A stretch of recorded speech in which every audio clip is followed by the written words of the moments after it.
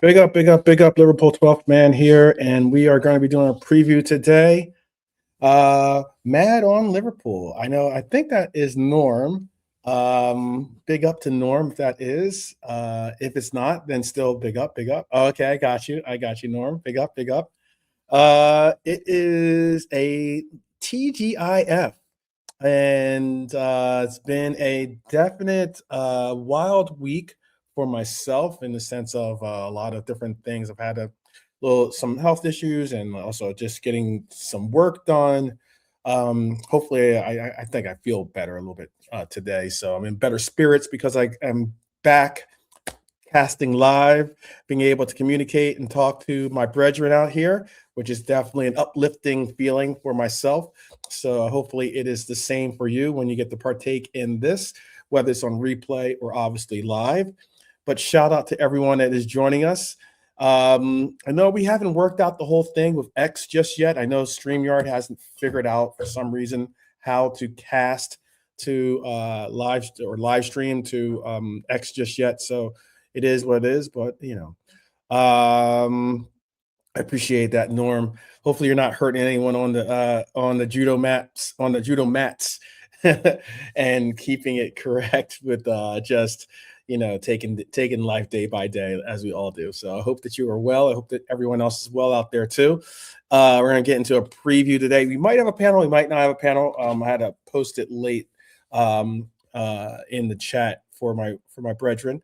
So it might be solo with 12th man here, or it just might be just a panel. So we'll see. But right now, Liverpool are about to have a full week. I've had a full week to prepare for this game. It's a big game.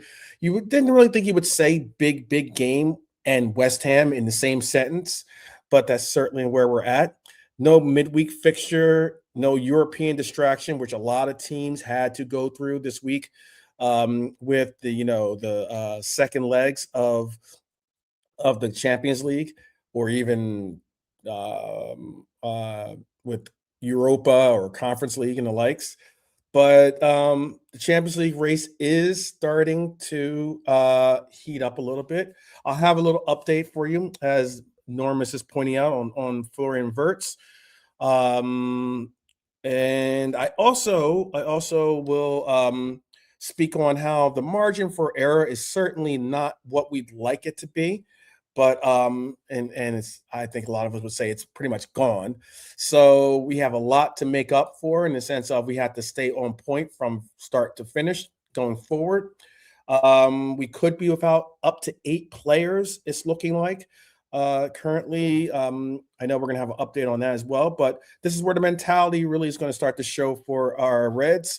It's certainly going to be some of the mentality for us as Reds that support this club, as well as we, battle the cases of dealing with different online or everyday conversation about our team, which hasn't been always the most pleasant thing to partake in. But this is where Arne Slot's going to earn his stripes. This is where Arne Slot could make a difference in what some people might consider saving his job. Because he has had a very, very poor run this season. It's been a very poor transition. Let's be honest. I heard some of the comments that were made out there about the fact that we spent 450 million pounds, but yet he's only had the usage of about 250 or something, like half of that.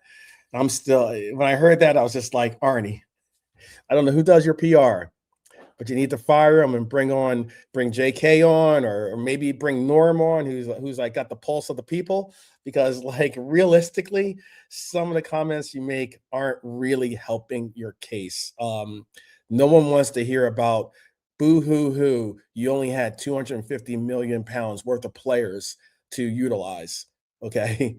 That is not something people do in this arena of football that we're in. So we'll just start it off right now. I guess a little bit of a sour note, in that apparently Liverpool have unavailable Frimpong, despite the fact that he has been back at training. Obviously, Connor Bradley, Lautaro Endo, all season, pretty much season ending, I believe, for Bradley and Endo. Bajcetic, I don't know about you guys, but the most underspoken name that is on this roster that I had so much promise and hope for is Stefan Bajcetic.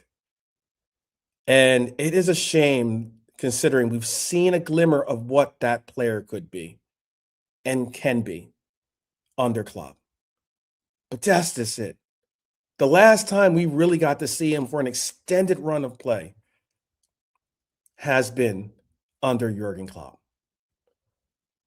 That's frustrating. Very, very frustrating because the young man has a lot of talent. And it might be in a case where we might not be able to see that talent fully bloom as a Liverpool Red, but who knows? I'm hoping the best for him, obviously, and I'm hoping that he can get himself back into a place where he can be, able to contribute, whether it's for us or for another team, but just for himself, get back to, I'm sure, a commitment of the game, the love of the game, as what I'm sure he has.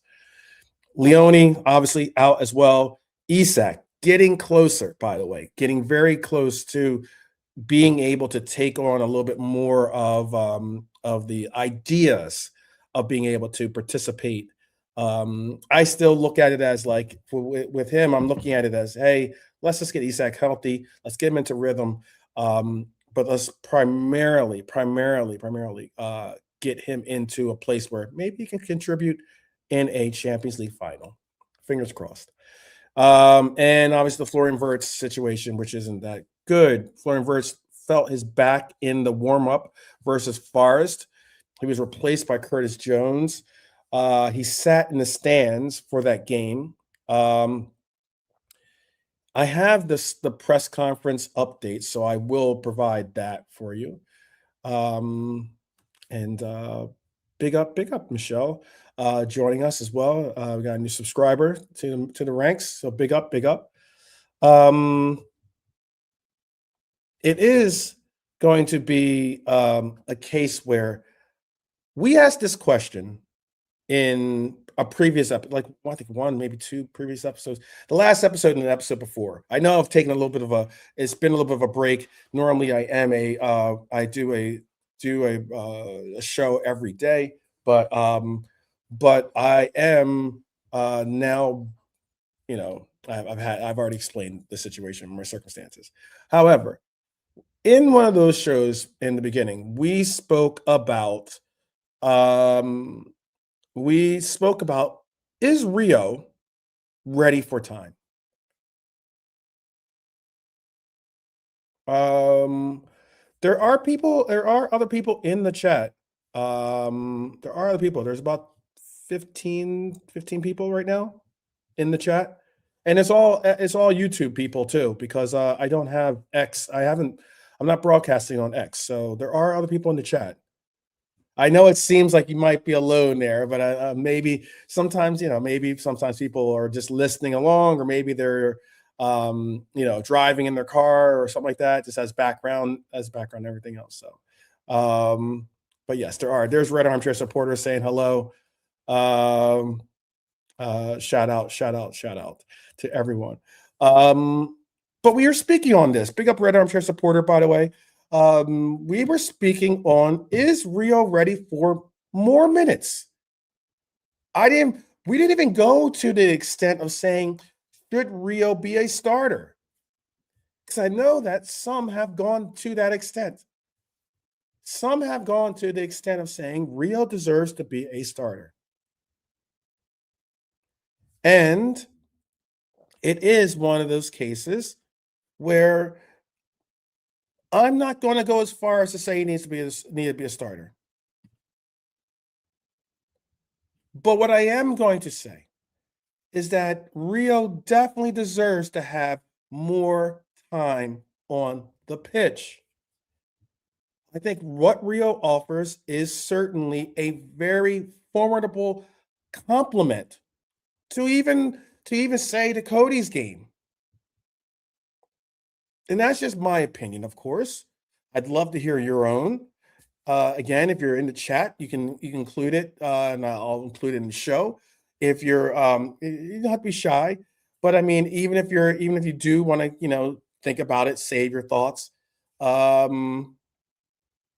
You can tell me what you think in the comments section too. Oliver, big up Oliver, and big up to Peter, by the way. Oliver says, would love to see it, 12, a good 60 minutes, right smack on the dot. I would love to see that. I wouldn't even mind, and this is just my perspective at least, I wouldn't even mind if you're not going to start Rio. I'm going to bring up Peter's comment in 1 second. If you're not even going to, if you don't start Peter, I'm not against that. I know some people want to see Rio start, and I'd love to hear if you think he should start. Like, you should, if you can, in the chat, if you get a chance, tell me, should Rio start? Yes or no? Simple as that. But why I'm bringing up that question, or why I'm taking this angle on it, is this. Despite the fact that I think that Rio is a fantastic player, he brings definitely another variation to the game that's going to possibly open up the game more for us offensively. I would go as far as to say that when you have Rio in a super sub situation, I wouldn't mind seeing it if Rio got 30 minutes at the end of the game. 60th minute, sub in Rio. It changes the gear, keeps the pedal down a little bit on the offensive threat that you're pushing forward with, and keeps the defense on their toes. They can't push up as high. They can't do as much as they want to do because they have a speedy, a pacey, very capable dribbler, excuse me, and a really underrated scorer or shooter, by the way, but in Rio, that you could bring in for 30 minutes that they're going to have to worry about. That's just my perspective. Let me bring up Peter's and Norm's and Red Armchair Supporters comments. Peter's saying, bro, he had one good 15-minute appearance. Expand on that for me, Peter. Expand on that for me. If you don't agree with what I'm saying, or if you don't think that he deserves it, expand on it. I don't know if I want to make sure that I have the proper context for what you're saying, because I don't want to make it. It might sound like you're saying, oh, hey, he's only had one 15-minute. He's only played once, once, or maybe you're saying, oh, he's only had a 15-minute appearance. Tell me what you mean by that. Norm is saying it's not good that Cody and Mo can play so poor and still Rio didn't get more time. It's, of course, only his opinion. I agree. You could probably lump into that conversation. You could probably lump in Chiesa into that same situation as well. Red Armchair Supporter says, I'd love to see Rio play more, but will admit that many players who start that young are injury ravaged later. And I agree that could be a case. I just spoke on Stefan Bishetic. You don't want to be a case. He brings up some examples as well. Stefan Bishetic, Jaden Dans, Kai Gordon. Yes, I agree with that, especially at those points. Norman's answering a point directly to Peter, and even Messi got a few minutes at 17, and I get that. I brought up a. I don't have the graphic readily available at the moment. I don't believe. Let me double check. But I brought up a graphic. No, I don't have it on my desktop here. And that graphic dealt with the minutes that we've seen.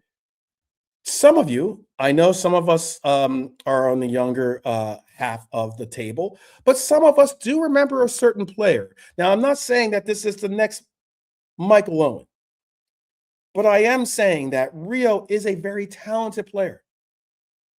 And if you look at the minutes that Michael Owen was given, And some might say, well, he broke down and he had problems and he was unable to do this and do that. I agree. I understand.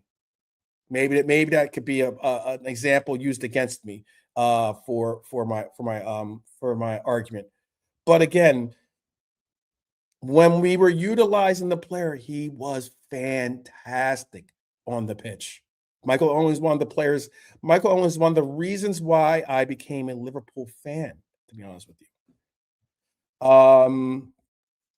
But it is a tough call. It is a tough call, like as Oliver's saying. He says it's a tough call starting Rio, but not every game. Then there's that's how effective he's been off the bench. Exactly. I think that for Rio, for me right now, I'm cool with him being a significant and a usable option off the bench. But you have to get him minutes. I want to see him get the minutes. I want to see him get involved in the build up of our games. And again, that's just my opinion. And I'm with Norman. It's the way he's saying it here. He says he's not saying Rio should start all the time, but he is saying the club cannot in summer say he is the only other he's the other option to Cody instead of buying Diaz replacement. They say he is too young. Exactly where I am with you on that perspective or on that point. I think that's super, super valid. Shout out to Cedric, by the way. Big up, Cedric. I know you're probably listening along at work. Hope you're well. But that's where I'm getting at it with Rio. I don't want to see him get. I know you not want to see him start. I don't think he can start every game for us. But throwing him in and having that option, if you came in, just as Norm said, if you came into this season saying that you're going to give the keys to the left wing side to Cody Gakpo as being your primary starter, but yet not bring in a comparable player behind him that's going to be able to give him rest, rotation, be able to give you options to give a different attack to our team, that's poor planning, in my opinion. I was okay with bringing Rio in along as their second option because I thought he had the wow factor, and I was happy to see him be utilized as such. But if you're not going to utilize him as that player, then you need to go out and find a player that can fit that mold. Peter is saying everyone's getting gassed over Rio is what I meant. His appearance is too inconsistent. I get you, Peter. And again, if you everyone is welcome to their opinions, and obviously just as I am, and just as you are, I'm simply arguing that the small segment that I've seen him play in, whether it was Newcastle, because it's more than just 15 minutes, whether it was Newcastle, whether it was obviously our last game as well against Forest, we need to have some bit of burst of adrenaline to our team sometimes. We need a shot in the arm sometimes. Rio and Chiesa are the only viable options when you look at our roster currently that provide even an inkling of that, in my opinion. And that's and I would even go as far as to say, without the rhythm, without the regular inclusion in games, and this is just my perspective on man management. Without the usual rhythm and inclusion in games, I think Chiesa's impact has fallen off somewhat than the initial impact that he was bringing to our team. Not saying that Chiesa is bad, not saying Chiesa is washed or whatever. Not even remotely saying that. But that's at least the perspective I'm trying to bring out. I'm just saying that if for me, I've always sensed that you should have players. I'll give a quick comparison or analogy. There was a player that most of us like, Ringlets. Whenever Elliott got into games, he was effective, even though he got 15, 20-minute spells in games. He was still effective. He was a player that consistently got into as maybe the first or second sub off the bench was always, pretty much for the most part, Elliott. And having the ability to know you're going to get in the rhythm, you're going to get into the flow of a team like our own, that's when you can be called on more easily in future fixtures. That's what I'm trying to get across. And it's just one thing I'd like to see Rio get under his belt. Slot had this to say on fans wanting him to start. He said he has incredible potential. Otherwise, at 17, you don't play as many minutes as he does in the Premier League. He gets stronger. He stands his ground. For him to show this at 17 says something about his talent. And I think that that's a positive thing to hear, because I agree with what he has to say, what our coach has to say about the player. So it's a wild circumstance that we have to like get at, because I know a lot of people are bringing up Scapegoat FC has been really, really putting Cody into this. He's not good enough. He's not this. He's not that. Let me say this. I don't think Cody Gakpo is world class. But what I will say is that Cody Gakpo is a quality player. People that say that he's not a good player, I think are very vastly looking too deep, or maybe holding a bar too high to be able to say what's acceptable for a player to contribute to our team. I think Cody is an exceptional squad player. I think he's a great player to have in rotation. I think our unique situation with Diaz last season showed that. And you factor in the injuries and the likes, maybe you're looking at a different conversation.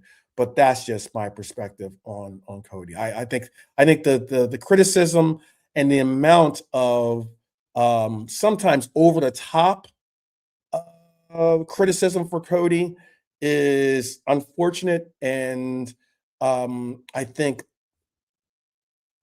short-sighted, I would say, in my opinion, at least, as well. But people are welcome and worthy to have, your opinions on a player, and every player we do have an opinion on is something that we can talk on. So that's what it is. Red Armchair Supporter says he likes Gakpo, but he's badly out of form this season. And I agree. He is right now. He's been badly out of form. And you know what's unique about that Red Armchair Supporter is that you could say he's badly out of form because we've seen Cody in form. That's the difference. And I would go as far as to say he's not a purple patch player. That would go as far as say I don't think he's a purple patch player. I just think he's just been a player that's been unfortunately, difficult to get his rhythm. And then also you got to put some of that on the coach's instructions. Maybe the way that the formation is being played. I think some of the portions of what he's doing on the team, being his play defensively, is getting underlooked. I think he has. If you look at his numbers, I'm just saying it realistically. I know eye tests are always gold with gold or currency when it comes to conversations on internet, especially. But if you do look at some of his statistics, it does back up a little emphasis of maybe there's parts of his game that we're not able to see because maybe we're not, maybe the camera's not on him at the time that he's doing the actions or the functions of what he's doing. But his defense has picked up a little bit as well. You tell me in the comment section later on after the show, please do. Rio start, Rio super sub, Rio, hey, proceed with caution. So maybe do something like that. We can have that conversation. For this game, it is going to be a unique lineup because I already spoke about the fact that Florian Wirtz is most likely, or not most likely, he's not going to be a part of this lineup going into West Ham. And I'm okay with that, in that West Ham isn't such a incredibly dynamic team that we have to have every last top-notch player on our team available. There are players that can step up. Case in point, a Cody Gakpo or something along those lines. Those kind of players. Squad players, at least in my opinion. And in this lineup, I'm going to go with with Ali in goal, I didn't put a graphic up. I'll just speak it out so you can visualize it. I was going to put Ali in goal. And do tell me your lineups as well, people. Please do. Please do tell me your lineups. I think, personally, I would like to see Gomez start at right back. I would like to see Gomez start at right back. I'd love to hear people's thoughts on that. I don't think we're going to see I don't think we're going to see Joey at right back, however. And what I think we're going to have another case of is either we're going to see Dominic Szoboszlai as our right back. We'll have Ibu, Virgil, and Kirkes as that back line. We'll see a pivot of Grav and Mac. I just thought about that. Yeah, I just you know, when you say a name or you say something and you think about it. Some people sometimes call cheese gravy. So we can say like mac and cheese, maybe. Maybe that could be the diamond. I'm gonna try to I'm gonna figure out mac and gravy. I don't know if that's a good one. I'm gonna see if I can be the first to coin it. I haven't heard that one. If I'm late on that one, please tell me if I'm late. But just tell me if you think that is good. Mac and gravy or mac and cheese, something like that. Tell me which one you like better. We have to work out which one it is. But I think that'd be a kind of cool combo name for McAllister and Gravenberg. Mac and cheese or mac and gravy. Anyway, sorry about that. In front of that line, you're going to see in our front line, you will have obviously Salah on the right. You will who's guacamole? I don't know. You'll see Cody on the left. And I believe you might see Jones as our 10. Now, it's a real question, and obviously Ekitike starts as our front. Maybe Ekitike starts as our guacamole, okay, as our guac in the striker role. But what is your opinion if we're going to start with if we're going to not start Gomez and we're going to have to start either Dom or Curtis as our right back, which do you prefer to see? Where would you like to see? I saw Norm just gave me his lineup. He said Ali, Gomez, Virgil, Ibu, Kirkes, Mac, Jones, Szoboszlai, which that's a good looking midfield. No Grav, okay, no gravy on that. Ekitike, Rio, and Cody. Okay. Norm is saying the reason why he didn't go with Salah or gravy is because far too lethargic and not doing enough, in his opinion. Okay. The Florian Wirtz injury definitely makes a difference. So again, where and what would you do with that placement? Oliver's asking, would you have Elliott on the bench or continue down the loan/sale path? I personally love Elliott on this team. I was openly disappointed to see Elliott not be included in minutes in the year that we won the title.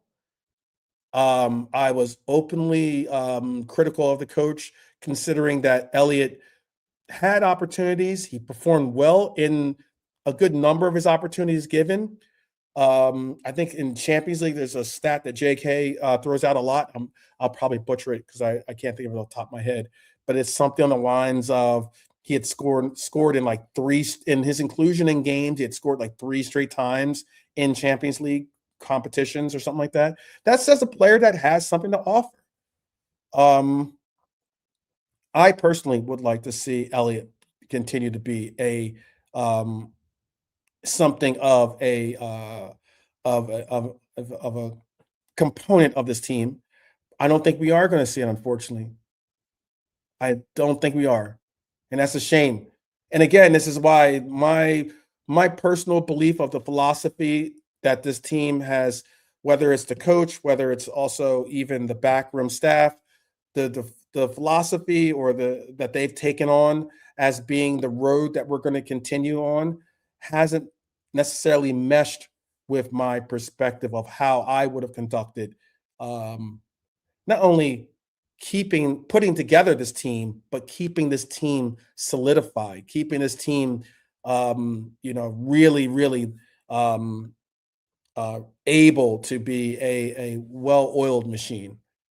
But that's just my perspective. Norm saying he'd take Elliott back, and he would be a great option against teams last 20 minutes of games. Exactly my point. Elliott would love to start. I'm sure he would. And he said it out loud many a times. I think it was in an interview. He spoke on the fact that he would love to be a starter.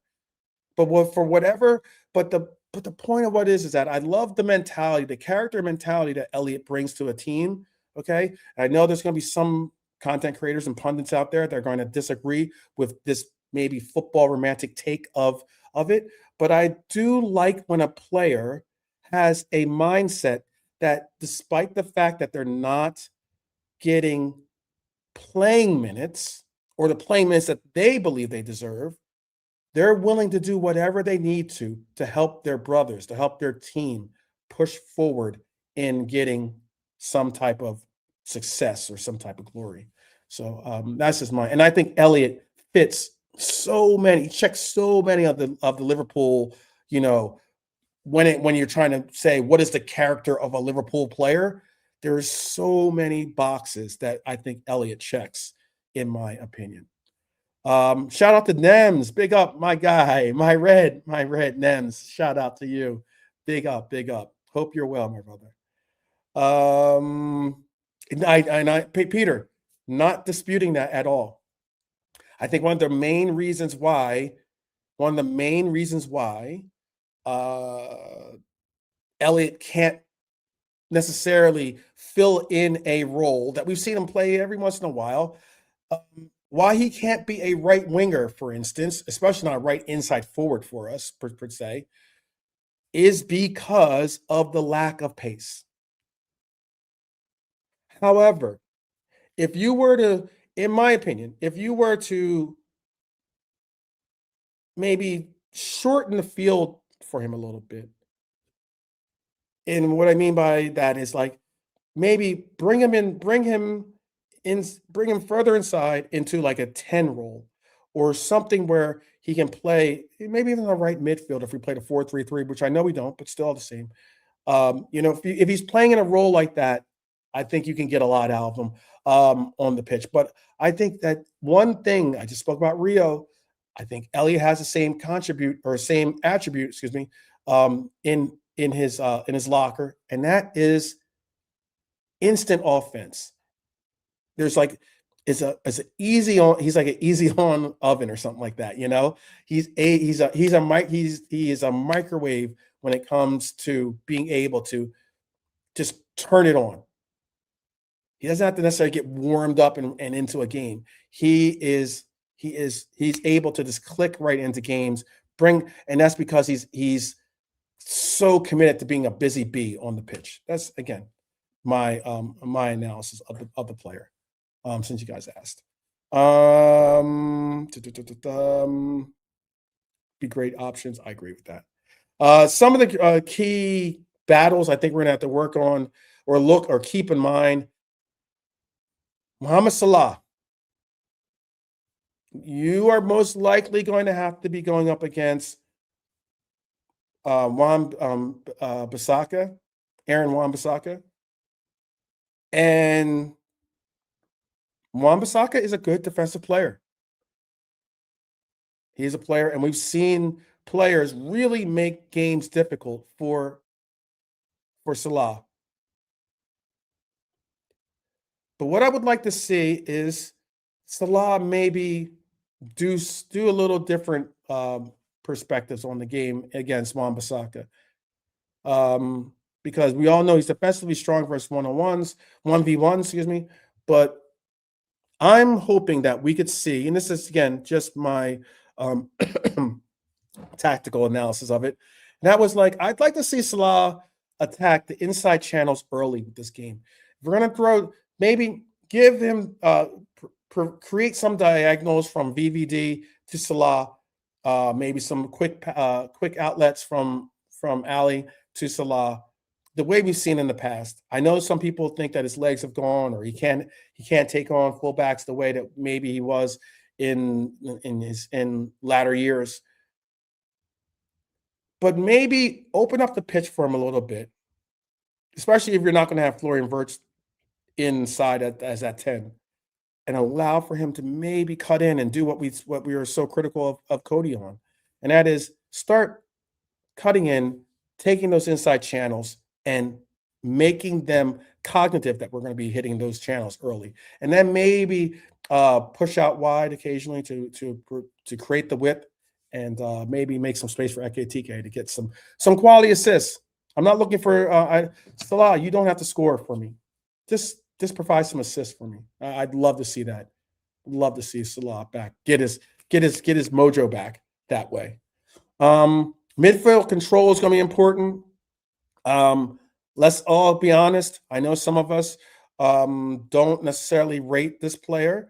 And I know that he's had a very subpar season this year. Not disputing that one little bit. But McAllister saved us last week. But against a compact West Ham midfield, we're going to have to see a different midfield attack be given. Maybe some of what Norm said does make a little bit of a good point, in that maybe you don't include Grav, maybe you do include Grav, maybe you have Jones and Dom as your pivots. We're going to have to find out a very unique way of trying to stretch their midfield so that we can have at least a little bit more control through the midfield, because Souček and obviously Bowen up front, we must move to the ball quicker. And let me emphasize this. We have to make it a personal objective to be first to the ball and to be second to the ball. It's fantastic you can win the header. Fantastic you can win a duel. But once that ball is out in play, we have to certainly make it our mission to be first, to be on that second ball. Not always looking to, leave the scene, which is sometimes what we end up doing, in that we end up thinking, okay, great, VVD is going to win that, so let me try to start my run now. As opposed to, VVD is going to win that ball, let's make sure we control the ball, and then let's progress the ball. That's, again, my tactical perspective, at least with that. West Ham under Nuno most likely will sit in a mid block. That's at least a lot of what I've seen them do, and what I actually have been seeing through the scouting reports, emphasizing what they will be doing. They are unbeaten in 4 games. West Ham's a team that has certainly picked up some type of form since the last time we saw them. They've scored in 4 consecutive away matches.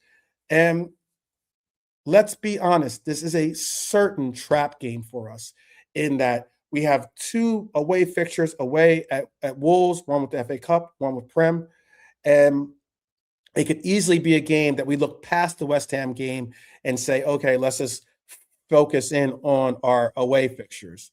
I'm hoping that we don't do that.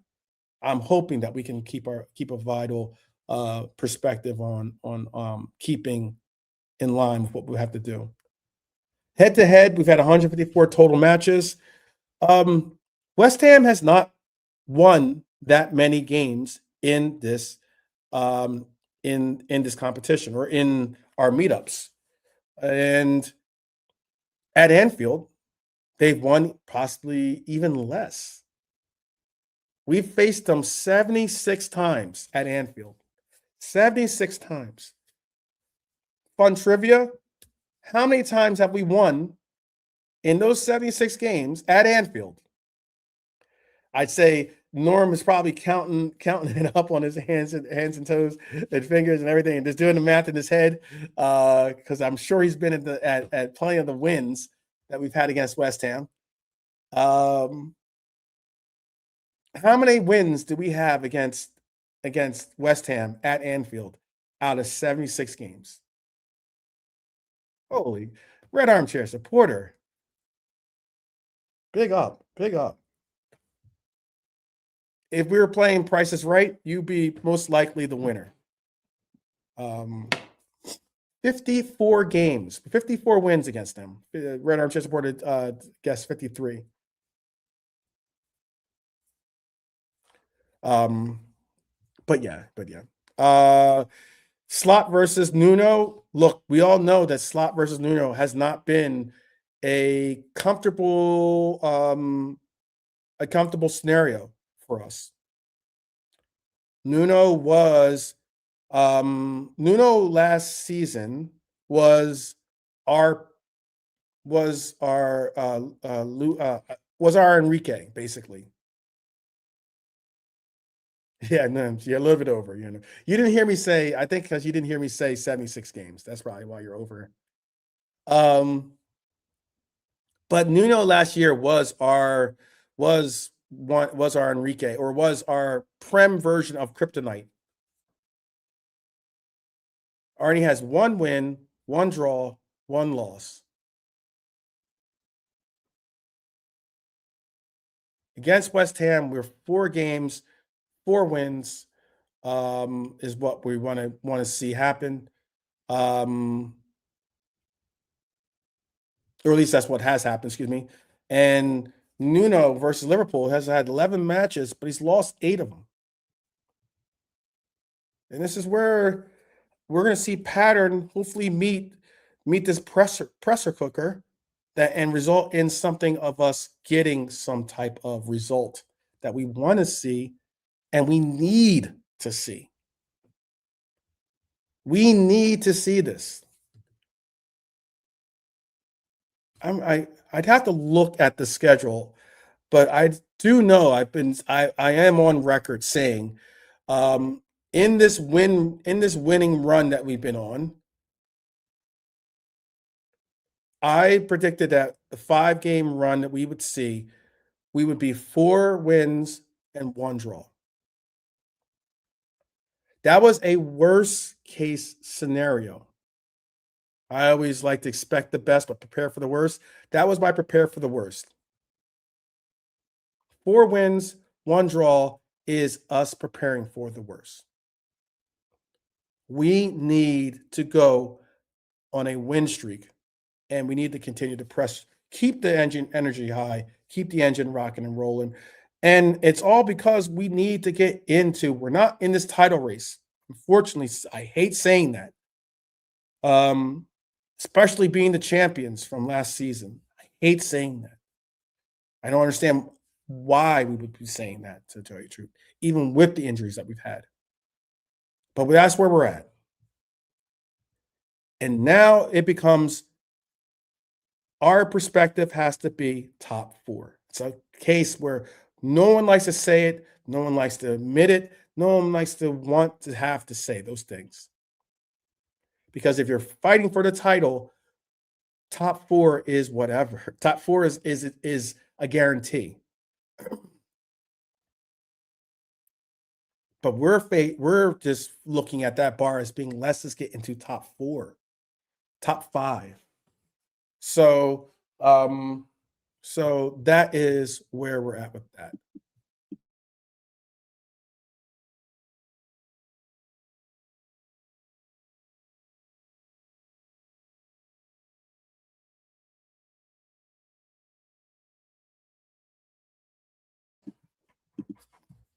All right, sorry about that.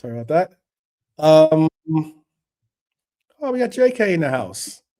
Big up, JK. Hey man, how you doing? Good. Yeah, very good. We are broadcasting live. Got some good numbers in the chat. Got some good OGs in the chat. Shout out to Jimmy. Just saw Jimmy just join us. Shout out to him. Well, That's got Cedric, Jimmy. like I spoke on earlier. Got Nems and Right armchair. Patrick and Red Archer supporter and Norm. Norm was so nice. He did it. He did it twice by like signing in with his account, then coming back and signing in with his wife's account to make sure that he could be a part of the conversation. That's a true Red, determined. Never let anything navigate you from getting to your goal. Shout out to Peter. Peter's in the house as well. Yeah, we got some good people. Oliver was here as well earlier. So yeah, we've had some good conversations, some good contributions from the chat. Dara just checking in now too. Oh, nice, Dara. Dara probably enjoying the sunshine right now. You know what, bro? I'll tell you something crazy. There was sunshine today, and this time last week it was like a -9, -10. Right. Today it was like an 18 degrees. So the difference was like 25 or something, you know? It's like out of control, bro. Right, yeah. Oh, wait. It's nice to have nice weather. I hope you're good, Helio, as well. Yeah, I'm all good, Nems. I'm all good, bro. I think this is how you do. There was a way of like there was a little trick that you can do to figure out Celsius. I was trying to remember the trick. I think it's like you take the number, you minus 30, and then divide it by half. Okay. I think that's how you do it. 50. So it is 26 degrees Celsius here, I think I'm going to say. Maybe. Yeah, that's nice. That's nice. Something like that. That's the right sort of temperature to just not to be too hot. You know what I mean? I mean, it is going to be hot. I'm Dara's in the chat, so he could probably give us a better idea. I know he's used to kicking out the Celsius. If Dara's free, he should come on, man. If he's free. Yeah. You can send him the link if he's available and he wants to partake. I've got about a good 25, 30 minutes left of the show. So he's more than welcome, of course. I think that's how it is. I think that's the way that you do it. It's 88 degrees Fahrenheit here. I don't know. So if someone can tell us.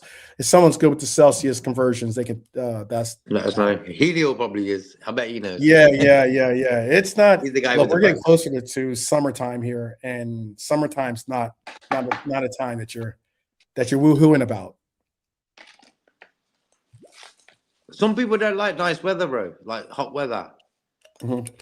It's weird. Everyone's different on that, but I love hot weather. The hotter, the better. Yeah. It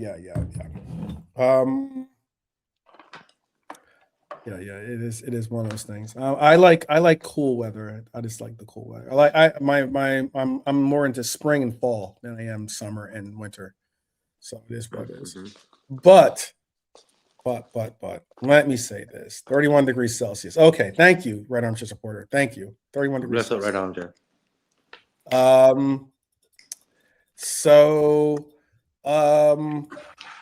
Yeah, it is. It trust me, it sounds like it's hot, but 31 degrees Celsius where I am in the world is not hot.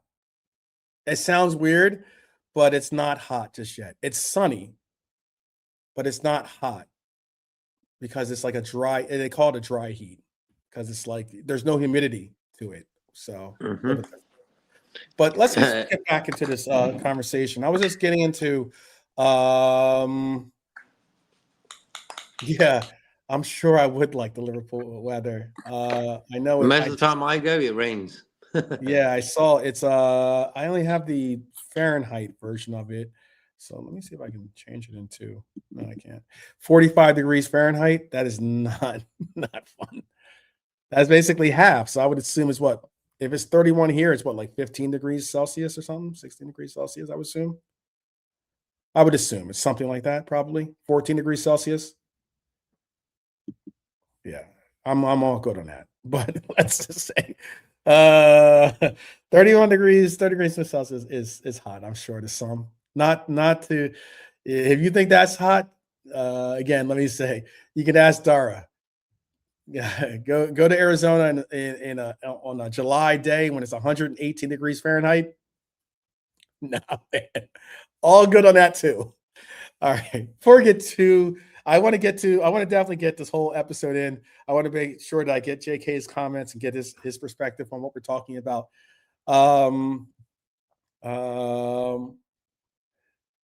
Okay, so yeah, Celsius, it's Celsius multiplied by 1.8 plus 32 degrees. Okay, I got you. Yeah, it can get hot here. It can get really, really No, that's good. Okay. Yeah, we spoke about Wirtz being out. I have some comments like I have like the what he said in the press conference too. But I'm going to ask you, like, how big of a situation do you think it is for us to have Wirtz out? Yeah, I'm gutted, bro. I was watching the training video to see if I could spot him. Mm-hmm. Couldn't see him anywhere, and I thought, yeah, he's not ready then. A bit gutted, bro. For me, he was on form, and he was the main guy of one of the reasons why we were winning games with the ones we've won and stuff. So I'm actually gutted he's not playing again. Fair enough, it's West Ham. We've got enough good players to deal with West Ham. Then we've got a couple of games against Wolves. So opposition-wise, it's okay. I hope you get. I think it was a back thing. So whatever it was when he was getting warmed up, I don't know the finer details of this one. How did it happen? All I know it was his back, because when he was sitting on the bench last week at Forest, you could tell he was sort of a little bit in pain. Yeah, but hopefully he'll be back soon. For me, the best medicine for back pain is walking. It sorts you out. Practice it.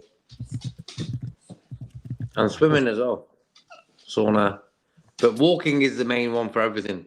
Stomachache, backache, all that. Yeah. Yeah, as just including the fact that, yeah, it gets so hot here that if you were to go out in the middle of the summertime, you could go out, crack an egg on the asphalt or the pavement. Excuse me. And it would cook. You could cook an egg on the ground. It's pretty wild. That's why you should open a business selling eggs in bread or something, I don't know. Yeah. you got No, I don't think many people are gonna be like, where'd you cook that? On the ground? Yeah, that's not how we do it out here. No, but there must be a way where you could put a pallet or something there where it heats up with the sun and just put it on top. Bang. Yeah. Hot dogs, whatever. It is a big thing. Is a back thing. Yes, it is a back thing. Let me see if I can bring up his comments. Let me see if I find it real quick for you. This comes on Noisy Games. Ali, Salah. He said, yes, first on Jeremie Frimpong, Florian Wirtz, he said, Jeremie is okay, trained with us and is available. Don't expect Florian to be, which is a disappointment. Every time my player isn't available is disappointment, and I didn't expect. No idea how long he is out is basically what he was trying to say. Usually I don't, usually I do, but don't want to share it, but I honestly don't know. It's a big accomplishment for him to stay fit for such a long time because he had to stay fit to make the step up. But unfortunately, he is not available, which is a disappointment for him and for us because he played really well. Excuse me. Yeah, that's what Arne had to say about Florian. Let's see. I don't know, JK too. I don't know if you heard, speaking of Flo, we had which do you prefer? mac and cheese or mac and gravy? Which is the better if we're gonna do Mac and cheese, isn't it? Yeah, mac and cheese. I don't know. I don't know if he wants to be named. I don't know if Grab would want to be named cheese. Maybe some people might. You can call it grease. Yeah, there you go. Grease it's a German. I'm telling you, that's gonna click. Dish. Huh? That's gonna click. I'm gonna see if I can get. JK is an incredibly talented person when it comes to graphics and creating things for us. Let's see. I'm gonna see if JK could come up maybe with like a mac and gravy or a mac and cheese t-shirt concept for us or something for mac and gravy, for Macca and for Grab. I think that'd be kind of cool. I'd wear it, at least. I'd wear it. Wear or eat it, one of the two. Yeah. Let's see. On Ali, he made some comments on Ali. He talked about Salah a little bit. He talked about Salah at length, actually, in the press conference. Talked about Rio. I spoke on Rio earlier too. What were what's your feelings on Rio? Are you against starting him? Do you think he needs to be? Do you think that maybe he needs to be given space to grow in the sense of like, hey, don't rush him, or the likes, or maybe we just start. Maybe deserves not necessarily starting minutes, but maybe at least minutes, more predominant minutes in games, so he can start to pick up more of the rhythm and or just be a compliment the way he's been a compliment to us lately. This topic keeps on popping up, and I noticed in the last few games he's played in, he looks a bit more focused, concentrating on doing some damage, and he did that with that cross for Ekitike. He scored in the cup, FA Cup. We got offside. So goal assist, like he's trying to get involved. That wasn't offsides though. That was wrongly. Yeah, it was wrongly done. It should have been a goal. Yeah. That should have been a goal. This topic, bro, is going to keep on carrying on. Look, West Ham tomorrow. You can put Rio in the game, put Gakpo on the bench. And then if it ain't working out, you can change it. You could. I'll do it the other way around. I guess it matters how you're going to rotate them in because I think Rio should start for the FA Cup game. But then again, I think if you're going to do that, and you're going to play him against a West Ham team that has nothing to play for other than Prem survival and an FA Cup, I think that you're playing against a Premier League team. If you're going to play against a Premier League, you're not playing against a championship team. You're not playing against a lower level team. I'll wait for Dara. Dara's showing his beautiful lawn. How are you doing, Dara? You're on mute. Hi, Dara. Can you hear me? You can hear you now. Yep. Yeah, just settling into the new plaid. You know this place, the Foothills. I don't know if you can see that. Oh wow! No wonder you have a nice little lawn and. Yeah, the mountain. There's the mountain behind me. Yeah, the Arizona Foothills. Wicked. That's nice. That's a little bit of Dara is stepping it up because Foothills is a very nice area. Very nice area. Not saying that his area before wasn't nice. I'm just saying the Foothills is one of the more exclusive areas in the region here. Yeah, I was on the border of the Foothills before, but now this is I don't know why it's up. Well, I mean, it is a nice area, so okay, I'm hoping to see a mountain lion. To be honest, okay. That's my. All right, not many people say that out loud, but I got you. You know where I'm coming. You know where I'm coming from. There's one behind you. See a little bit of nature. I got you. See a little bit of nature. Yeah, and don't forget it's snake season, so they're coming out now. 12. Thanks for reminding us, or those of us. Snakes and scorpions are an issue out here for us, for us in this region. So, not something you want. Neither one of those things are things that you want to see at all at any point. But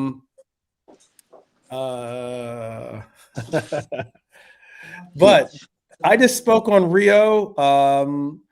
Did you want to have an opinion expressed about Rio as well, about what his inclusion with the team should be? Because I think that's one of the hot topics right now, especially with people's soured opinion on Cody, maybe people's frustrated opinions on Cody. Again, I'm not someone that thinks that Cody doesn't deserve a place in this team. I think everyone knows I'm a big Cody fan, actually, because I think that I appreciate the compliments of the game that he does bring to the team, and the fact of his professionalism is that he's committed to this club. But what are your thoughts on Rio? Where and how would you like to see Slot utilize Rio? Is that for me? Yes, for you, Dar. JK just answered the question for it. I think the issue for me is, where does Mo fit in? Because we saw the impact that Rio had when he came on for Mo. So I don't know. Maybe there's a place for both, for Rio and Gakpo, and maybe not a place for Mo. Okay. I mean, that's another option.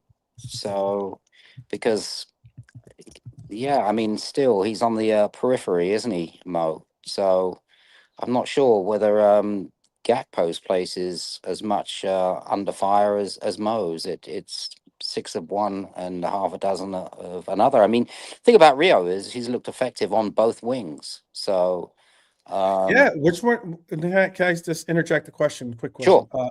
Which wing would you prefer to see him on? Now that you've seen him on the left and now seen him on the right.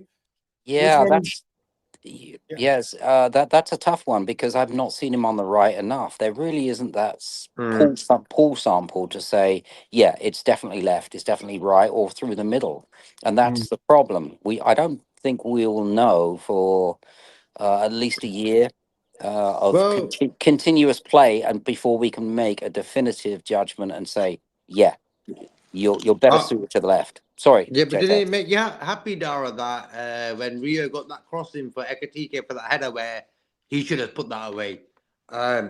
Just to see that cross coming in from that side from a guy who's right-footed. I've been waiting for years for that. It was amazing, JK, and that basically is the basis for my opinion about it. I don't know, left or right. I mean, we haven't seen enough of him playing on the right. He clearly has the ability to do both. He did something that Mo couldn't do for the majority of that game. I know it's just one game, but we need more of a sample size before we can say, yeah, he's better suited to the left. Because let's be honest, he spent most of his time, Rio, on the left for us, so he can do both. But I think it's wonderful to have a player that he can fill in on both sides to help out a struggling Gakpo or a struggling Mo. But the key thing for me is to see what he's like from the start. So we've seen this many times, certainly with players like Jones and others. Chiesa's another. They just don't appear to be starters on a consistent basis, in terms of they can be starters, but actually putting on a show when they start. And I don't know. I know what you mean. I don't know why that is. It's whether weird. It's something in their psyche, whether it's because all of a sudden they try to overachieve because they've got that start, because I'm sure they can do it, but time after time we don't see it. So that's my biggest question for Rio. And that can't be answered until he gets those starts. And so I would start him on the left or right. Okay. On the left or right depends on. Are you saying you would start him like going forward, or you would start him in the sense of just this upcoming match? Yeah, that's a tricky one. It depends on availability, and I don't know about availability. We're kind of teetering on the edge here, because there are so many elements to this. I mean, I've been busy at work and I haven't followed too much. I mean, I don't know the credibility behind this so-called points deduction for City and how it's going to impact, if it's going to happen, and so on and so forth. I'm so sorry that I did tell people that I was going to do an episode the next day, I have an episode ready for that, by the way. Okay. Because that is a topic that I have been very passionate about. That Right. is a topic that I am extremely passionate about. I will either do one after I'll maybe do one on Sunday, or something like that, or Monday or something like that. I'll figure out a date to air the return or the match that I put together or the segment I put together for it. Well, I'm pleased to hear that because that's gone by the wayside. So yeah. And I don't know why, but in answer to your question, basically what I would do is I would expedite the sub of Rio. So rather than what he has been doing last 5 minutes, last 7 minutes, we'll start with 60 minutes. I'm okay going with Gakpo on the left and Mo on the right. That's what I said earlier. I said that too. I'm sorry, I wasn't in the show earlier. I'm sorry. I was dealing with some, what it's like moving into a new house. So I missed the earlier part of the show. But he has to. Oh no, that's no problem. That's no problem. Start that way, and let's not mess about. Let's give him 30 minutes now. That's it. Yeah, I agree with what Dara was saying about when you give players sub games. They come out smashing it. Why?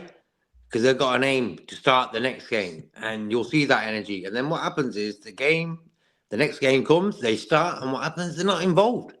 And it's happened too many times now. So what can you do as a manager? Like, Slot might be thinking, you know what, I can start Chiesa and Rio, and they might not do nothing. And what's going to happen is the fans are going to have a go at him. So why did you start them two when you had Gakpo and Salah on the bench there? You know what I mean? So you can't win in them sort of situations now. Everyone's shouting, start this guy. Like for me, if I was going to pick out the two, Salah or Gakpo to start, I'm picking Salah. He's looking more lively to do something like assist or a goal, whatever it is. Gakpo looks really lost at the moment. And I think when we start Gakpo we're sort of offering up a space in the team for the opposition to think, hey, he's just there. Yeah, he does a bit more defensive work than Salah does, don't get me wrong, but Salah's been doing more defensive work recently than he's done in his whole Liverpool career. So there's a lot of ifs and buts. Rio, for me, he's got an FA Cup game coming. If we were beating West Ham 2-3-0 tomorrow, and it's 65 minutes, 68 minutes or whatever, perfect time, bring Salah, Gakpo. Salah's going to be pissed off if you bring him off. Let's be real now. If he hasn't scored in that 2-3-0 up sort of situation, Salah's not going to be happy when he walks off that pitch.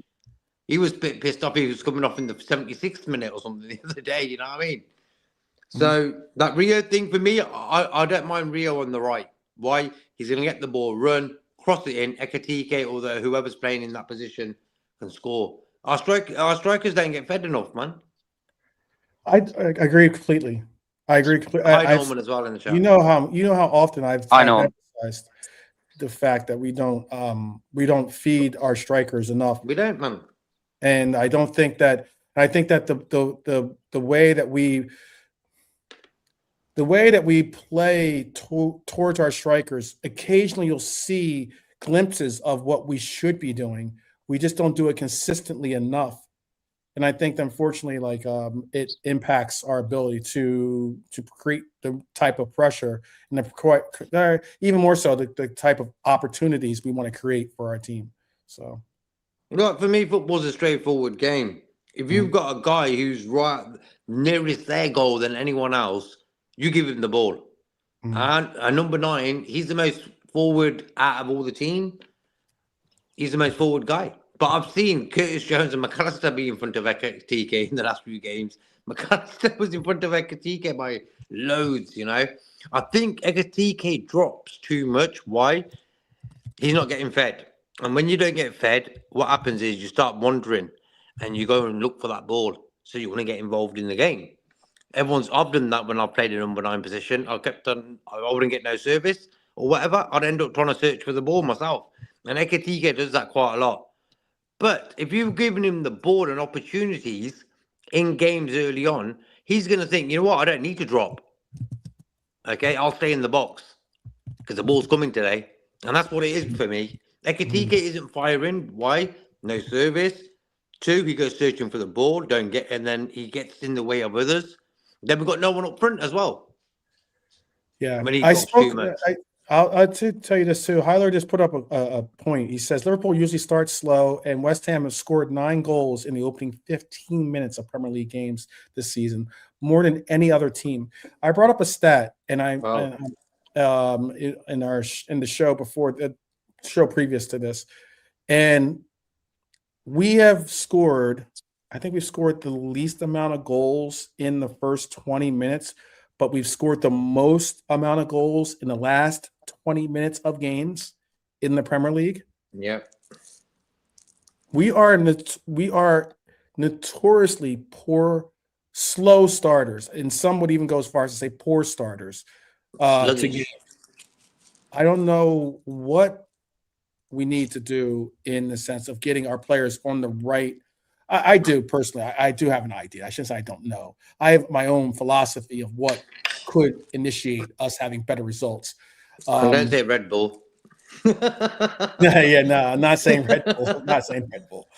What I am saying is, I think it's a difference. I think it's a difference. I'll make the quick comparison of this, and you guys can tell me, the panel, the chat as well, if you disagree or agree.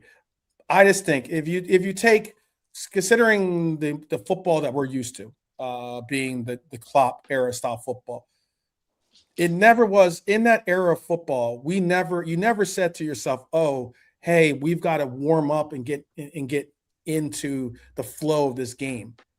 We are immediately pressing. We are immediately going after, diagonals and trying to press the issue and pressing their back line. We were immediate with our press and the likes. It was a different sentiment of what we see somewhat now, in that I think Arne Slot's, in my opinion, Arne Slot's perspective or philosophy is that he likes to control a game by falling into a game or getting. It's why we've seen so often the second half is where you see the true, what we'd like to think of as being the true nature of the Liverpool team that we have.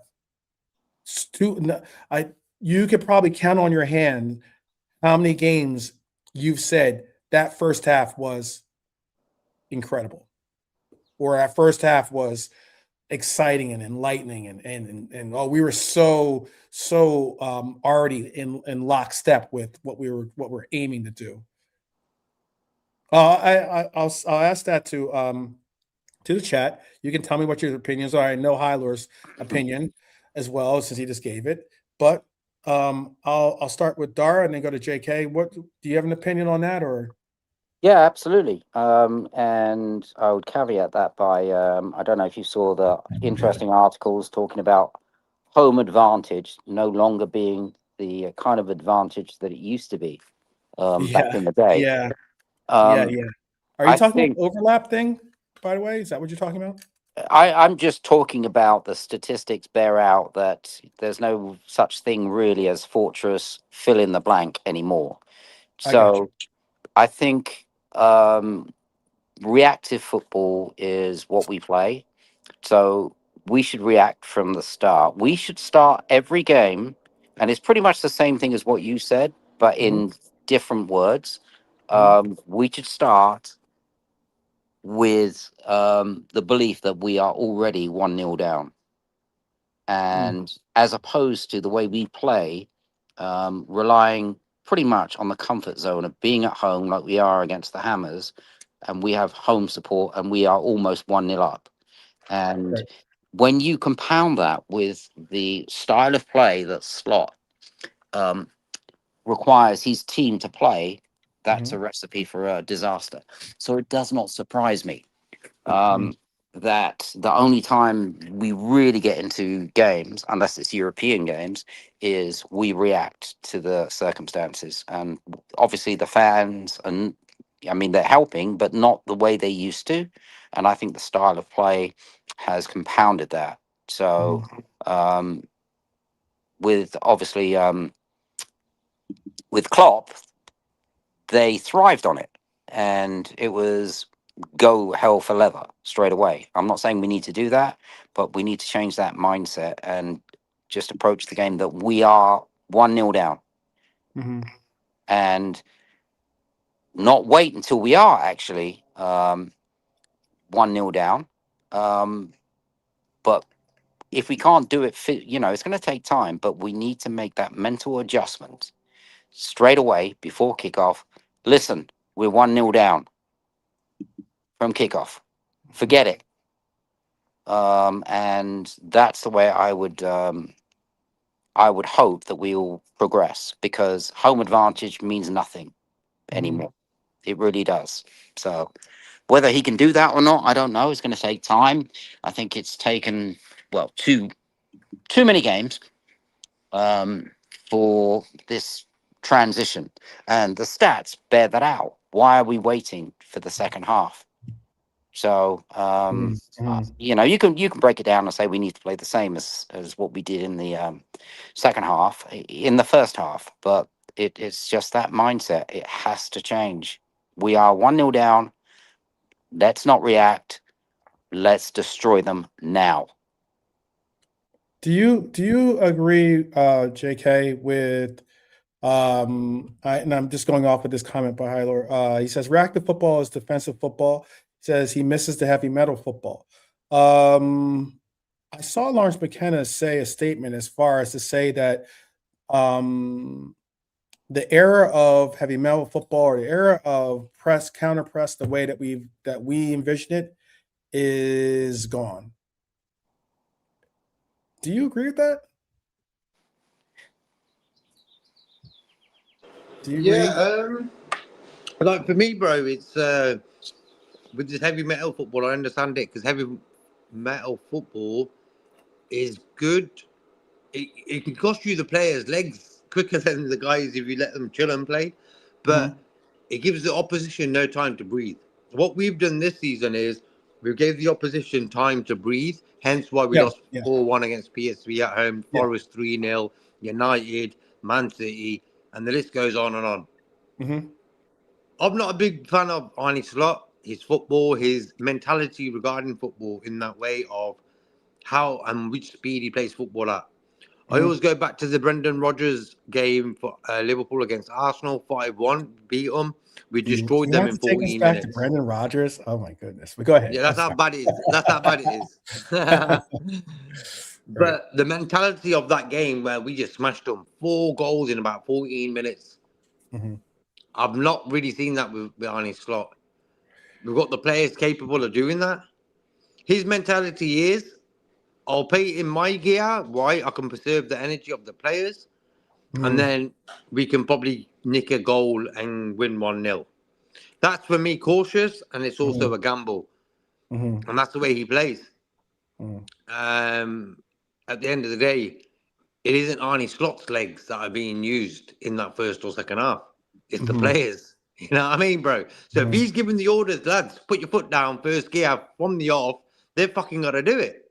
But if he's standing them casually, play fifth, fourth gear, first, second gear, sorry, and keep it like that, we'll get a goal. And then what happens is we give the opposition the ball at the end of games. It happens too many times. You know, that's why I was surprised against Forest. We were actually looking like the team who's going to score and we'll nick it 1-0. And that's the weird thing. See what happens when you twist it, when you don't give the opposition the ball for the last 15 minutes and you have it, you can win bloody games, Arnie. Mental. I just don't understand that mindset of his where he's trying to save energy and maybe save injuries, but we've had a few injuries this season. It's too gambly for me, and it's not Liverpool who plays attacking football.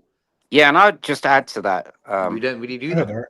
I'll just add to that, Jake. Great. We've got the players there, and look at Wirtz missing against Forest. You could tell.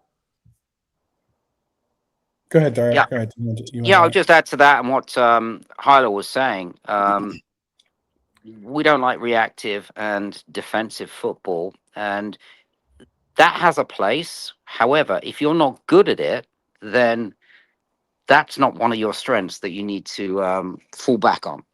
And that's pretty much what we're we're doing. So it's unfortunate that we go down that road. And my approach would be, come on, we're going to win the game in the first half. This is 45 minutes in 90 minutes. That's what we're going to do. But it's the opposite, really. We're going to win, lose, or draw in the second half, and that's not what I like to see. So, and that's compounded by subs too. Waiting too long for subs again.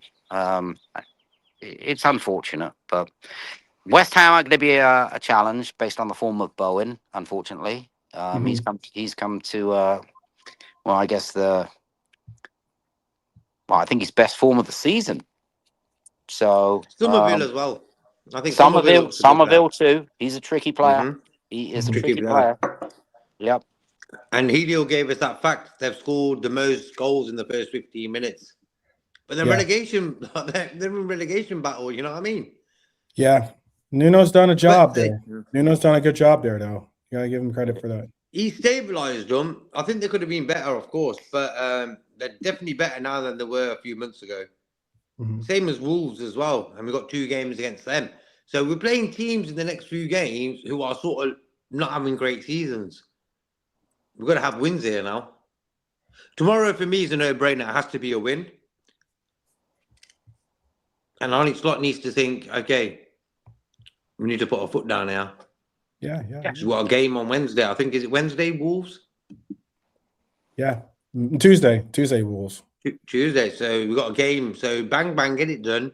And then give Rio and whoever the fans are crying about to give game time to, give Rio 30 minutes. No problem. That's why for me tomorrow, I want Salah to score. I just wanted to get the ball and just smash it like the way he did that penalty the other day. Like, absolutely. But you could probably break down, I don't know, maybe half a dozen games where Mo should have been taken off. Okay, how many minutes that he played and he should not have played? We all know that. We saw that in the last game. But yeah, that's going to take time. But there are some interesting fixtures on there this weekend, isn't it? Arsenal, Chelsea. Yep. I'm not sure who City are playing. They're playing Leeds, isn't it? Leeds away. Leeds away. Yep. That's a very tricky fixture for. I think it is 12th. It is Leeds. Yeah, they are. But Arsenal smashed Leeds there 4-0 or something the other week. So, like, Leeds for me, top team and that. But Man City, if they lose to Leeds, then the title thing's done. Yeah. And who have Villa got? They're playing now against Wolves. They're playing now, okay. Yeah. They're playing now away to Wolves. And what's the score? I think it's 1 second. It is. I bet it's 0-0. Yeah, 0-0. 16 minutes gone. Wow, they are quite resilient, aren't they? The Wolverhampton Wanderers. Oh, yeah, sorry, I was watching the England New Zealand T20. JK. Great game if you get the chance to watch the highlights. But I'll watch the highlights. The World Cup's going on in India right now. I put in a question for the chat because we've got about 30 people in the chat, which is cool. Oh wow! Please like and subscribe. Yeah. So and what's cool about it is that I know I didn't broadcast. This is everyone on YouTube too, which is great. We get fantastic numbers on X, but I know that this is just YouTube because YouTube or StreamYard's having difficulty posting to X, so I might be live, but you'd have to be looking for the show on X to actually see the show. I asked this question in the chat, and I would love to hear it. This is something that we would probably ask. This is a question I most likely would ask on a Reds roll call. If I can be a part of a Reds roll call this weekend, I'll do the same question. If not, then if I have the pleasure of having the brethren of the channel host it, maybe they can ask it for us. But my question is this: please do share with us. What is your favorite LFC win against West Ham? I have a particular game in my mind that I enjoyed immensely for a couple number of reasons, but I would love to know what was your favorite win? And I get it. Red Armchair supporters going for the easy answer. His favorite win is tomorrow's win. I got you. That'll certainly be all of ours as well. But before we go into the minority report of looking into the future, let's I would love to see which one you're talking about. Which game is your favorite, or which in your mind is one of those West Ham games that was maybe stuck out for you in it? Because we've had some good ones. We've had some real good ones. Norm brought it back a little history speaking too. Norm went back to the cup final. Yeah. The Gerrard one. Yeah. That's my favorite. And then he also Gerrard smashed it for like halfway line. Yeah, the 06 Cup final, and then he went as far as to if it meant just Prem, he went with 5-1 at Anfield in 1989. Okay. Dara, JK, do you have a, or do you want to hear? I can give you the one I'm thinking of, at least. I like the one where we won at their ground, where Salah, Mane, and everyone was wearing that orange kit. I think it was the New Balance one. Do you remember the orange kit we had? I do remember the orange kit. And I think it was the goal where we did a goal where it was like 3 passes, bang, goal. And it was Shaqiri who crossed it for Salah to score. That game there, that was good. Huh. I'll get you the video for that goal. One of my favourite Liverpool goals, top goal. Do you remember what year it was? Oh. Or what the score was? Do you remember the score or year? Probably 2020. All right. Is that West Ham? Maybe 4-1, 4-0, something like that. I don't think they scored the opposition. 21, maybe. I knew it was the orange kit anyway. Wasn't that game? I'll see if I can I'll see if I can find it for you. So I'm interested now. Now I'm interested. I'm intrigued to know which game you're talking about. Because for some reason I remember what kit it was. The New Balance kits, orange New Balance kits. Is that what you're saying? Yeah, that's the one. The New Balance. I don't know if we still had New Balance in 21.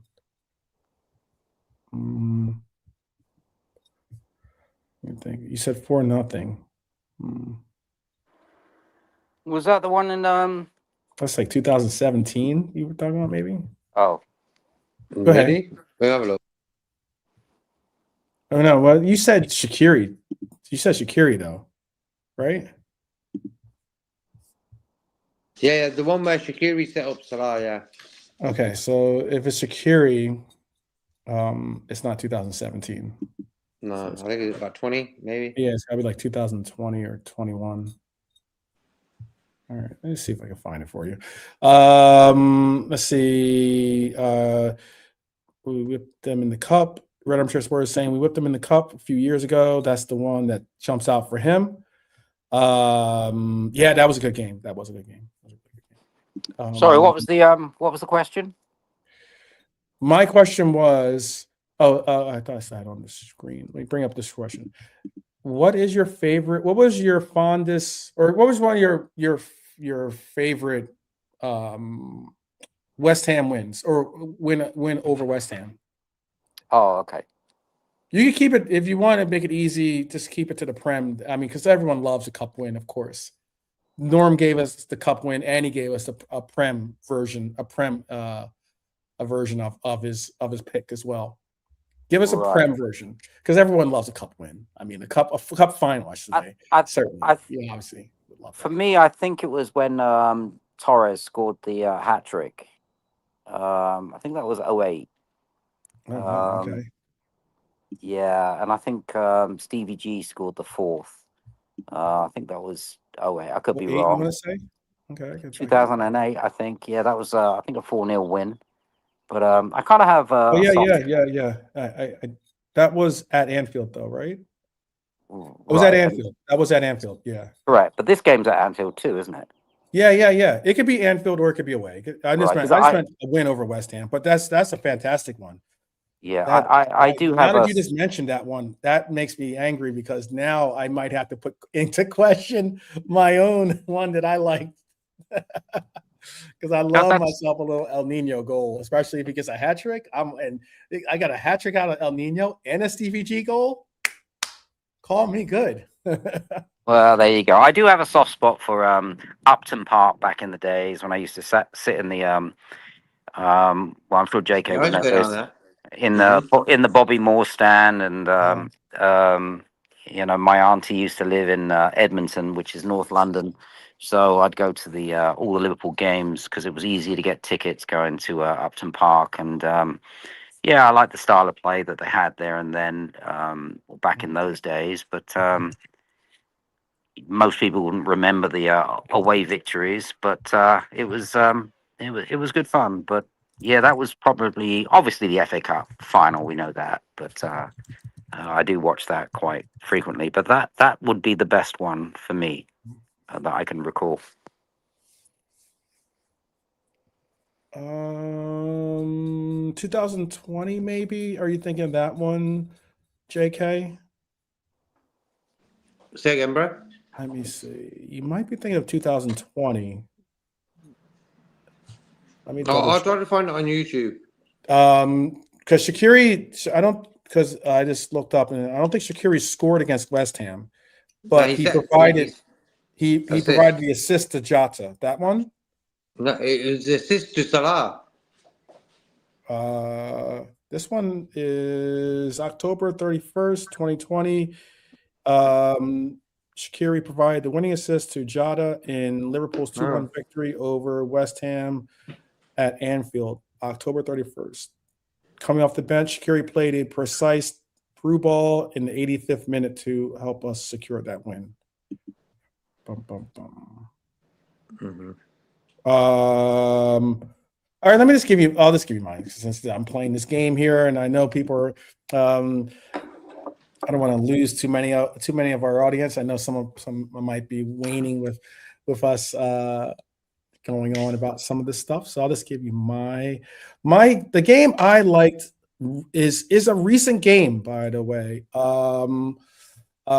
It was 2024 was the game I liked. It wasn't at Anfield, albeit it wasn't at Anfield, but I think the reason why I liked it is because we were absolutely it was one of the best games I've seen us play, and that being we just absolutely dismantled, absolutely embarrassed West Ham. You probably could have scored more, to be honest with you, in that game, but it was the 5-0 game that the one we won 5-0, and Lucho started off the game with a goal for us. Then there's 5 different scorers in the game. Lucho scored, Cody scored, Salah scored, Trent scored. I think Trent scored off an assist from Grav, and then Jota scored late in that game, and it was an absolute beatdown in that game. It looked like we were scoring for fun. I don't know if you remember that game or not. It's not too long ago. Hopefully you do remember that. People are talking about 2008 and 2012 and 20 and everything else. But yeah, that was the game I enjoyed. Immensely. 5-0 West Ham at West Ham too. By the way, that was good. The amazing thing about West Ham, I've always thought. Is a lot of my family members are Irons fans. How they manage to attract the players that they do. and you know, I'm talking way before Mascherano, and I'm going way back. But we'll stick with, let's say, you know, Mascherano and many others. The players that they've, I mean, even recently Declan Rice, and that's it. I've always found that baffling. Because they seem to be not so much a feeder club, but a club that's always on the periphery. In terms of, I mean, can you imagine what a first 11 would be like of all the transfers? I mean, I know you could say that of a lot of clubs, but West Ham's top 11 transfers, even over the last 10 years, that would be one hell of a team. Yeah, it will be. Would be. West Ham is. I think I like Jared Bowen. Unfortunately, he's a player that sometimes tends to show up against us as well. Hopefully, that doesn't come back to bite me by saying that. But wasn't he injured? He was injured at the beginning of the year, wasn't he? I think he I'm was. not certain if he was or not. I know that I just remember. I know that there was a point when West Ham was on the verge of, before they brought in Nuno. They were on the verge of going down. Or they're basically looking like they're going to get more likely relegated. And I was on a campaign of saying we should heavily pitch them. Hey, doesn't look good. Cash in on Jared Bowen right now. I know Bowen is 28, I believe, or something along those lines. He could have been a player. We're looking for that kind of. He could have been an exciting player that could be a spot starter, and certainly a player that can bring us some real presence off the bench. But hey, did he make the England squad? No, he did not. I'm pretty sure he didn't. Actually, I could double check for you though. Yeah, that's a good shout, Norm. By the way, and Benayoun too as well. Former West Ham player. Oh, there are many. Yeah. I mean, their recruitment is fantastic. Yeah.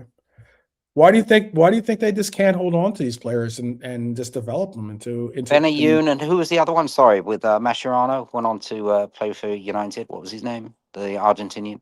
I know they both were, but I forget his name. It's been a long day. Who was the guy? The diminutive striker.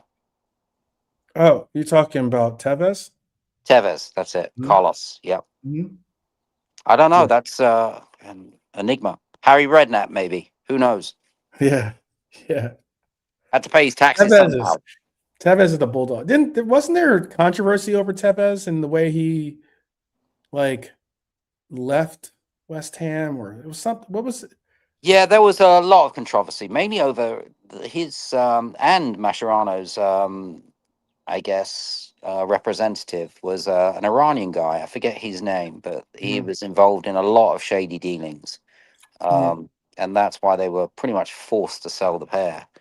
So personal issues I'm not aware of, but I know that whole deal was, that was not shady. Very shady. But that was, you have to bear in mind at that time things were, they were not like they were now. So.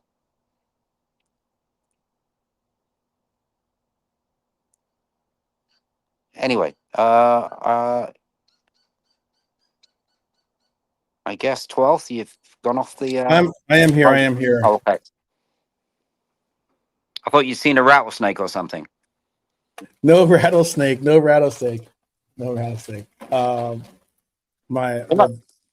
lunch is here. So oh, nice. Oh, nice. No, I was going to say it must be very strange for people that aren't familiar with the critters that we deal with. So when we talk about it, blasé, rattlesnakes and mountain lions and things like that. But what's for lunch? Chick-fil-A. I don't know. Do you guys got Chick-fil-A's in England? Oh, of course they do. All right, that's just there's no guarantee. Not all of the right. Not all the franchises are international ones. I guess. No, there is one that's I know my niece. She loves Nando's, So yeah, see, Nando's, I've heard about that, and yeah. I definitely I know that there's some people that are big fans of Nando's, and there's some people that are, that Yeah. they think it's just there's nothing, there's no real incredibleness to it. I don't know. But Yeah, I don't think we have them here. I think it's like a Popeye's chicken, I think, or something like that. I could be wrong. But got you. Well, let's get so I can get into my lunch here, and I've got a busy day today, busy weekend. I'm not the type of person that likes to eat on camera or something like that in front of your face and make everyone all hungry. So you might have your own dinner or lunch or breakfast, maybe even that, getting ready to be taken on. So I'm going to ask you guys for your predictions for this game. What are your predictions for this game? Goal scorers, who's, the term I like to use, the party starter, who's going to score first, for us, hopefully. What's your score prediction, Dara? I'm going to go with 2-1 to us, and I'm going to go with a Robbo goal. What? Yeah, I'm going to go with a Robbo goal. There you go. I mean, hey.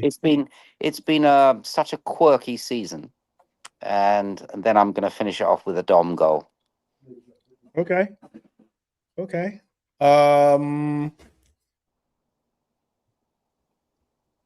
and Robbo. That's a nice little combo. Okay. JK. What was the score? What is the score? Sorry, 1 sec, Dara. Dara, what'd you say? Score prediction? 3-0. Well, yeah, 5-0. Go ahead. What did you say? 2-0? 3-0. No, Dara. What is Dara's? I'll make sure. 2-1. 2-1. Okay, just want to make sure. Okay. Go ahead, JK. I see. There's some.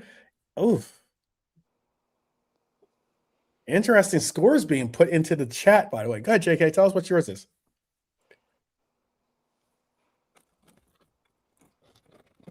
Or I can tell you mine, but I'll wait to see if JK brings us his. Or at least I can tell you what. I say interesting because, 3-0, Ekitike, Mo, and Dom said Red Archer supporter. Norm, who is going to be going to the game most likely, is projecting a Desmond. He's saying 2-2 draw. He says he hates predictions, but just feel the style we're playing invites other sides onto us. Let's see. Jimmy is saying 2-1, Ekitike and Dom. Hylor is saying 2-0, Salah, Cody. In fact, the game will be called Revenge of the Wingers. Ooh, I like that. Very much Star Wars-esque. Big up Dustin. Big up the legend that is only known as Dustin is saying 3-0. Okay. 3-0. Do you have a score? I heard you say 5-0, JK. I don't think. I said 3-0, bro. Oh, 3-0. Okay, all right. I thought you said 3-0. 5-0. I'll go with. It's like that's tongue in cheek. McAllister, Konate, Salah. McAllister, Salah, and who? Konate. And Konate.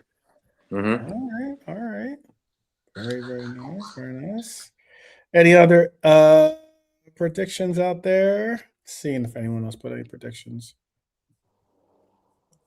I'm trying to find my prediction. I made a prediction. Of course, I can't find it when I want to find it. We win 5-0. If we win 5-0, then you better not say that on your wife's account there, Norm. I'll say that right now. I'm going to go with the old faithful, and that is 2-0. 2-0. And I'm going to go with a Mohamed Salah goal. And I'm going to go with a Cody Gakpo goal as well.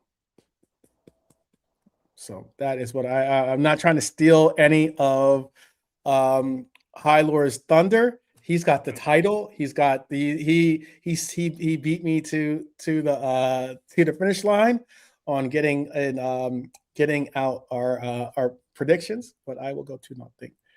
That seems to be the staple. Yeah, let's see. Wirtz is out. Big up to Kevla. Nice to see you. Kevla 74. Yeah. All right. Got our predictions in. We got our predictions in. We got our lineups in. We think it's a start. We got even our matchups. I was only going to do a 90-minute show, but it's now we want a little bit into overtime, extra time. So hey, enjoy. Hopefully you did enjoy. We have a great number of people, good number of people actually, and I do appreciate the fact that we got the support that we do being shown right now. So shout out to every one of you, especially if you're a red. If you're not a red and you're a neutral just watching this show, greetings and salutations. If you are a rival, greetings and salutations, reluctantly, but all the same. And but most of all, just big ups to every one of you that are joining us right now. Norma saying goals, Konate and Jones. West Ham goals, Billy Pond and Trevor Brooking. Okay. All right. It's a shout. Let's see. I did see that, by the way, hi Laura, that the LFC accounts for last season was published. I did see also a report as to what will be our number. I'm not going to go into it now because there's more context that you should include, but there was a report that says what we will have available for summer transfer. It's now going to be, it's no longer going to be called PSR. Do you guys, any of you know real quickly what they're going to call it now or something like that? All right. Well, maybe not. It's the new term. It's sustainability. It's like it begins with an S. It's like S squad cost ratio or something like that. I think that's what it's called, right? SCR. I think it's called. Hyler probably knows or something. Oh, I know that those guys were West Ham legends. I know that because I know that they're not current players. I said them all the same, but I definitely knew that those aren't current players on their team. And I only assumed that they were West Ham legends. Yeah, especially Bobby Moore. Yeah, certainly. I know Swifties.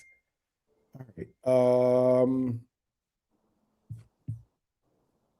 Let me see what is going down real quick. Is there anything else that you guys wanted to talk about?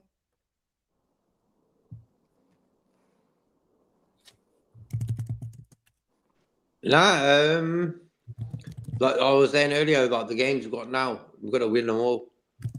West Ham, Wolves twice.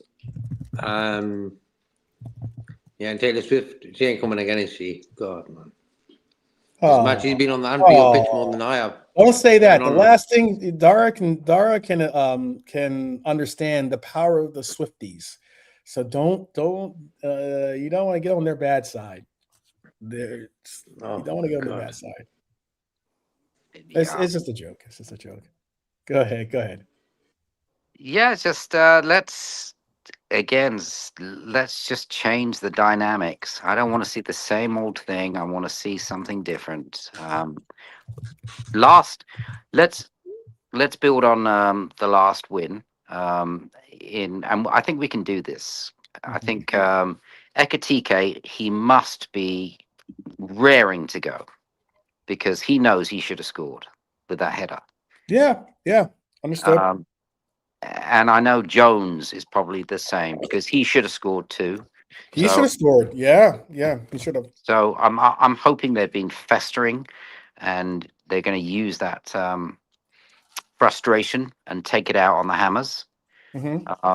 And we have to also bear in mind, which we haven't always seen and haven't always deserved, but we got it last weekend with the results with our competitors. So let's continue to build on that, especially as the teams around us have some difficult games. Who do United have? I think they've got. I can tell you. Give me 1 second. United have Crystal Palace at home. Palace at home. Okay. So yeah, let's at least do it 2 weeks in a row, please. Come on. Well, you know what's wild about it is that, like, look, Chelsea to keep pace with us, Chelsea has to beat an Arsenal team that absolutely has to win at home against them. So they've got a very difficult match in front of them. United, I think, should and could get past Crystal Palace. Crystal Palace has fallen off the form that they were on early on in the season. Big time. And those are really the only other. I mean, that Villa matchup right now is still 0-0 going into halftime, about to go into halftime at least. You know, whether Villa falls, you know, further down into the pack or not, I guess we'll see. But I think it's that's you why got to press. Is there any benefit to us if Villa win? Not really, because they're not going to catch Arsenal up. So it's better for us if they lose. That's how I see it. And you never know what's going to happen with Leeds. So again, we have another opportunity, I think. But let's take care of business. Let's just do what we used to do. It's as simple as that. So simple as that. We gotta just take care of our own business, not worry about those around us so much so that you know, it's not a conversation if we don't win ourselves. So we got to win. We will win. Let's make it happen. Let's see it happen. Let's put it into the universe and will it into action. Yep. We just need the belief. We all have the belief, and let's move on. Look, people, we're gonna have to push out here because again, I have to go downtown, actually, to go downtown Phoenix. So take care of some business. I will be trying to set up a Reds roll call. We'll definitely do a post match. Hopefully, Dara could be a part of the post match if he's more than invited, or you know. I appreciate that. I should be free tomorrow. Okay, cool. And JK, same to you as well as always. And hey, people, great numbers out there. Thank you again. It's had 27 people in the chat right now. Shout out to each and every one of you for rocking with us pretty much from the very gate of this show.